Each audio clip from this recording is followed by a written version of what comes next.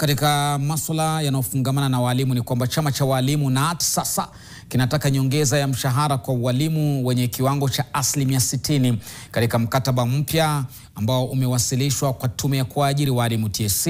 Naibu katibu wa chama hicho Hesbon Otieno amesema kwamba nyongeza hiyo pia itaongeza marupurupu ya walimu ambayo wanadai nyongeza ya 30%. Otieno amesema mkataba wa hapo awali unatamatika mwisho wa mwezi huu. KNUT pia imelalamikia kucheleweshwa kwa fedha za kuendesha shule, akisema kwamba serikali imekuwa ikitumia fedha kidogo kidogo na pia kuchelewesha kwa fedha hizo kunaathiri masomo pakubwa.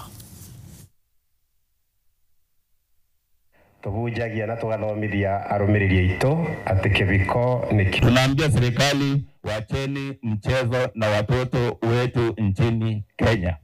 Wapewe pesa ili masomo iendelee. Tunasema hata pesa ya mitihani ya assessment ambayo haikuwa imewekwa wakati ule, wahakikisha wameweka pesa kwa National Examination Council. Kuna ile wanaita capitation.